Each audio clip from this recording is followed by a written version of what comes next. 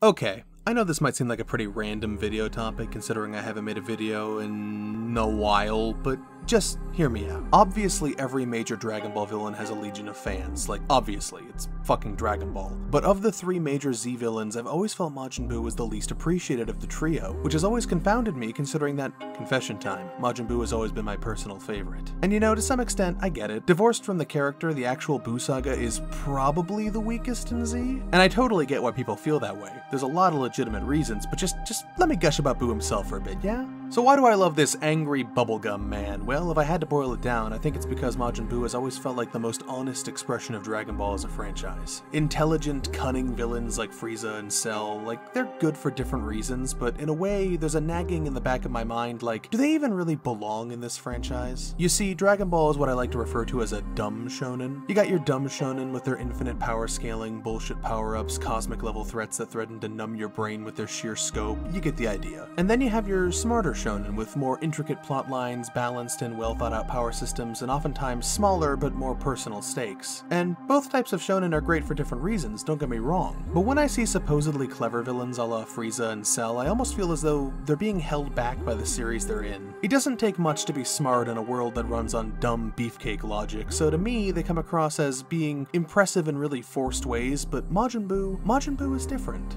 Majin Buu is like 10,000% Toriyama, and he perfectly embodies the strengths of Dragon Ball. Let's break it down. Majin Buu is an ancient evil that has existed since time immemorial. At first, he's a fat pink blob dressed in Arabian Nights garb who turns people into candy. Fat Buu almost feels like one of Toriyama's old gag characters, except that their weaponized cartoon logic is played deadly seriously. Buu makes getting turned into chocolate horrifying in a way few other series could ever do. And originally, Buu has this twisted sense of innocence about him. He's a creature beyond all logic that just does what he wants on a whim. He doesn't know or care about right and wrong, those things don't apply to him. He's like a baby.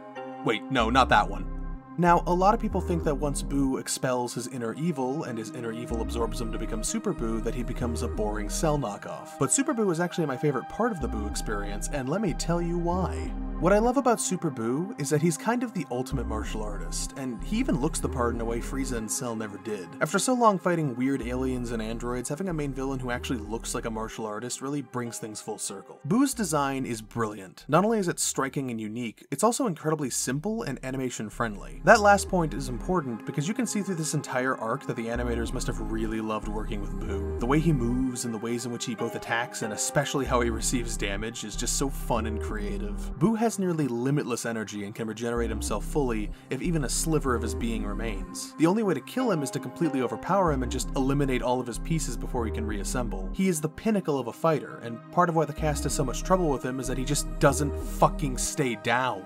But let's talk about Buu's personality. Unlike the more cunning Frieza and Cell, Buu is a brute. He's an impatient, malicious force of pure chaos with a massive ego. Super Buu's introduction literally has him kill nearly every human on Earth while standing still just on Piccolo's offhanded suggestion. Majin Buu is also a fucking ordeal in a way that no other villain ever was. Literally half of the entire arc is basically one long string of fights with him, which, like, yeah, you can criticize the pacing or whatever, but it really helps drive home what an absolute monster Buu is. And the way the tide of the battle against Buu constantly shifts back and forth between Buu having overwhelming power over his opponent and getting his shit kicked in is really entertaining, especially when these are some of the silliest fights in the franchise. Super Buu is honestly the main character for a long stretch of the show, and he's just so much goddamn fun. Piccolo traps him in the hyperbolic time chamber and he literally rips a hole in space-time to escape because he can't stand not having candy. He constantly thinks he's hot shit even when he's getting his ass handed to him, and it's hilarious to watch him psych himself up only to get blown up or sucker punched or whipped around by his antenna. And when he flips shit and throws a tantrum, I don't know, man, there's just something really goddamn funny about watching this supposed ultimate evil whining like a child. And the thing is, Buu is a really fitting final opponent to cap off the series. At least he was long before they discovered the power of nostalgia, but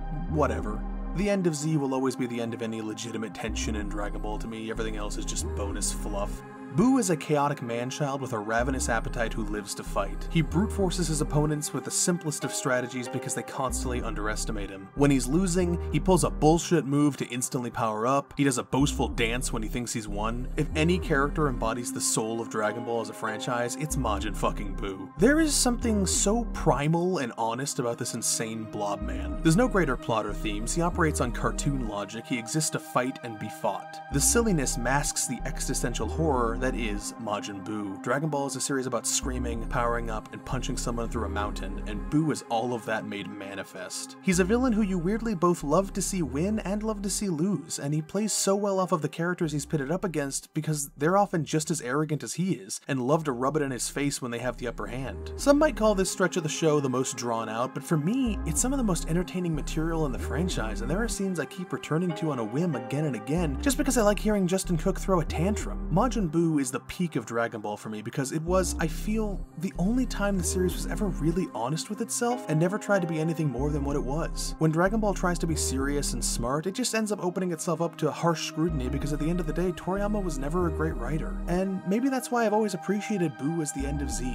I always saw it as Dragon Ball going out on its own terms, finally confident in what it was, and for many years that was something I really respected about it. And now Majin Baby Janemba exists.